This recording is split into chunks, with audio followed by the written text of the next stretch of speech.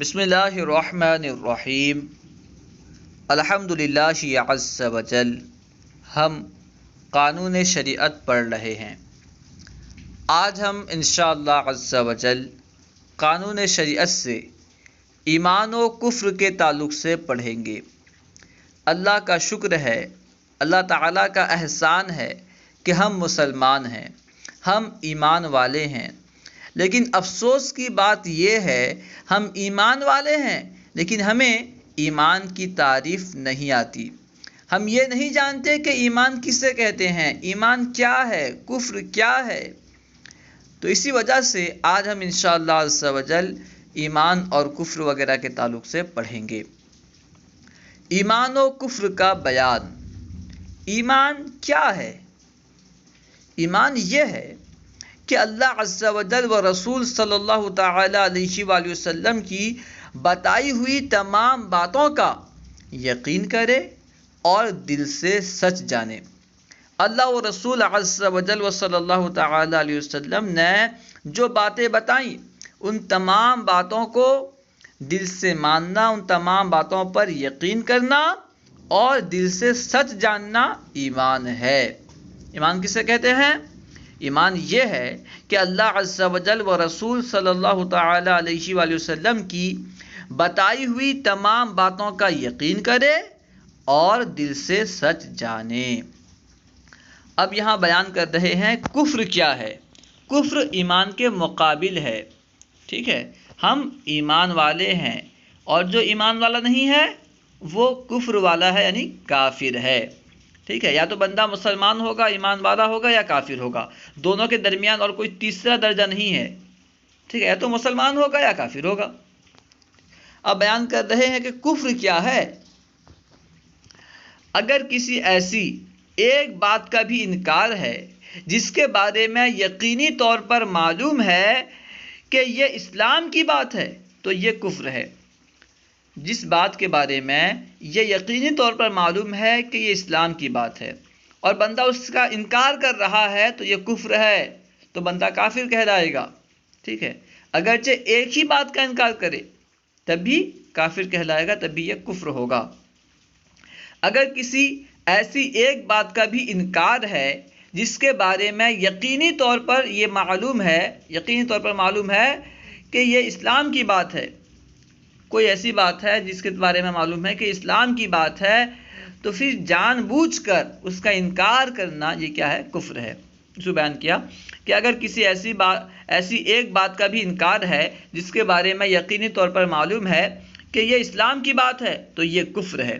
جیسے قیامت، فرشتے، جنت، دوزخ، حساب کو نہ ماننا، یا نماز، روزہ، حج، زکوٰۃ کو فرض نہ جاننا۔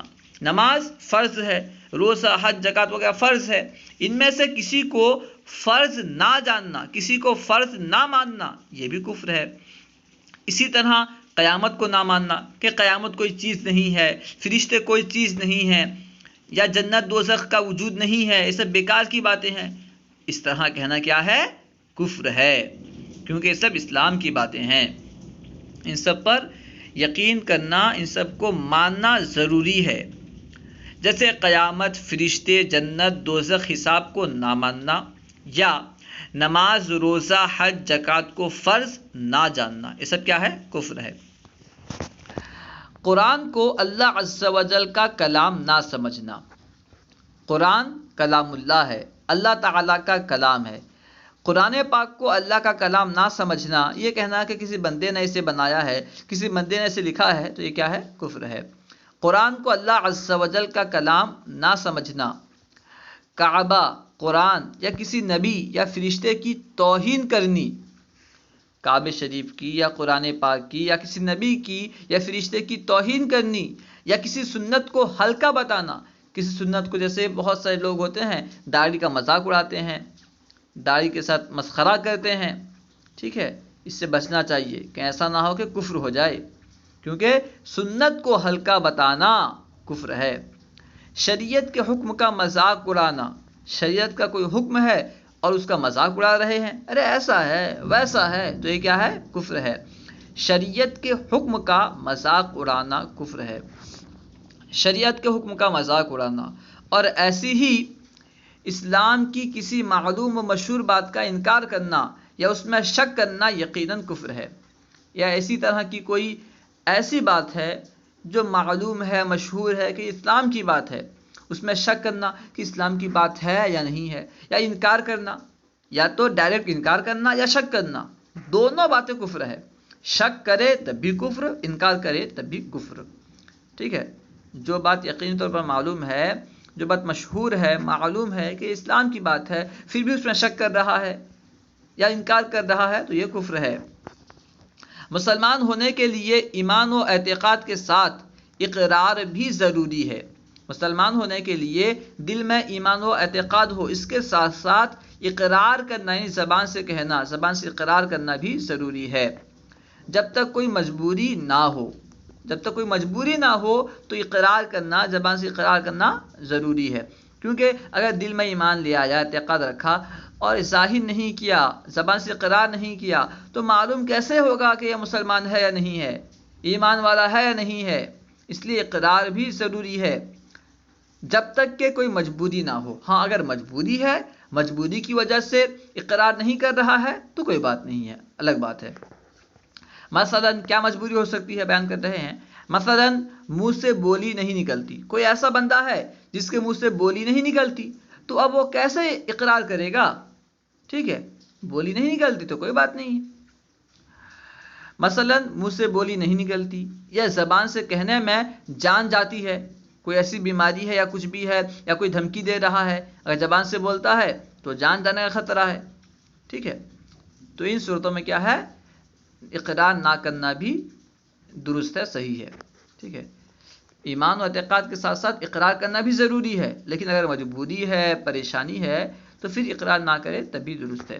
مثلا منہ سے بولی نہیں نکلتی یا زبان سے کہنے میں جان جاتی ہے، یا کوئی عضو کاٹا جاتا ہے، کوئی دھمکی دے رہا ہے کہ اگر تو بولے گا کہ میں مسلمان ہو گیا، اگر تو اسلام قبول کرے گا تو فلاں عضو کاٹ دوں گا، یہ کاٹ دوں گا، اور اسے یقین ہے کہ جو بول رہا ہے وہ کر گزرے گا۔ ٹھیک ہے، تو جان بچانے کے لیے، عضو کو کٹنے سے بچانے کے لیے اقرار نہ کرنا بہتر ہے۔ ٹھیک ہے، اقرار کرے تو بھی، کیونکہ اقرار کرنے میں بھی حرج نہیں ہے، اگر کر لے گا تو اس میں گنہگار نہیں ہوگا۔ اگر اقرار کرتا ہے، جان جانے کا خوف ہے، پھر بھی اقرار کر رہا ہے تو اس میں گنہگار نہیں ہوگا۔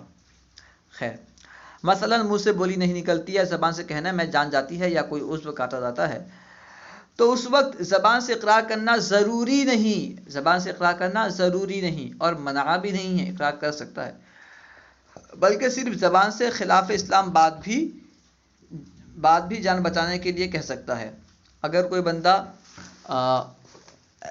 بندہ اسلام قبول کر لیا، اس نے دل میں اسلام کو سچا مان لیا، ٹھیک ہے، اس نے ایمان و اعتقاد دل میں اس نے اسلام کو سچا مان لیا اور اسلام کے تمام ضروری باتوں کو اس نے مان لیا، لیکن اس سے کوئی دھمکی دے رہا ہے کہ تو اس طرح بول، اسلام کے خلاف اس طرح بول، نہیں بولے گا تجھے مار دوں گا، تیرا عضو کاٹ دوں گا، تو ان صورتوں میں جان بچانے کے لیے اسلام کے خلاف بولنا بھی جائز ہے، لیکن صرف زبان سے بولے، دل میں اسلام کے خلاف عقیدہ نہ ہو، اعتقاد نہ ہو، صرف زبان سے جان بچانے کے لیے اسلام کے خلاف بات بول سکتا ہے۔ اس کو بیان کیا، اس وقت زبان سے اقرار کرنا ضروری نہیں۔ ٹھیک ہے، جب کوئی مجبوری ہو، بولی نہیں نکل رہی ہے یا جان جانے کا خطرہ ہے یا عضو کٹنے کا خطرہ ہے، تو اس وقت زبان سے کہنا ضروری نہیں، بلکہ صرف زبان سے خلاف اسلام بات بھی جان بچانے کے لیے کہہ سکتا ہے، لیکن نہ کہنا ہی اچھا ہے۔ کوئی بندہ دھمکی دے رہا ہے، تو اسلام کے خلاف یہ بات بول، قیامت کا انکار کر، اللہ کے بارے میں اس طرح برا بھلا کہو ورنہ تجھے قتل کر دوں گا، اور بندے کو یقین ہے کہ اگر میں نہیں کہوں گا تو وہ قتل کر دے گا، تو صرف جان بچانے کے لیے صرف زبان سے کہنے کی اجازت ہے، لیکن بہتر یہ ہے کہ پھر بھی نہ کہے، زبان سے بھی نہ کہے اگرچہ قتل ہو جائے، لیکن زبان سے بھی خلاف اسلام بات نہ کہے، یہ بہتر ہے، ضروری نہیں ہے، بہتر ہے۔ اس کے سوا جب کبھی زبان سے کلمہ کفر نکالے گا کافر سمجھا جائے گا۔ اس کے سوا جب مجبوری نہ ہو، کوئی پریشانی نہیں ہے، مجبوری نہیں ہے، اس کے علاوہ اگر کوئی بندہ زبان سے کلمہ کفر نکالتا ہے، کوئی کفری کلمہ بولتا ہے، تو بندہ کافر ہو جائے گا۔ اگرچہ یہ کہے کہ خالی زبان سے کہا دل سے نہیں، اگر بندہ یہ کہے میں نے صرف زبان سے کہا دل سے نہیں، کوئی کہہ رہا ہے نماز فرض نہیں ہے، اب پوچھا جا رہا ہے تو نماز کے فرضیت کا انکار کیا، وہ بول رہا ہے میں نے صرف زبان سے کہا دل سے نہیں، اب یہ نہیں چلنے والا۔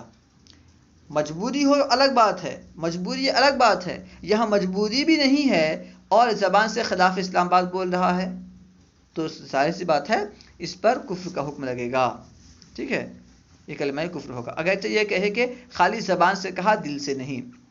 اسی طرح وہ باتیں جو کفر کی نشانی ہیں جب ان کو کرے گا کافر سمجھا جائے گا۔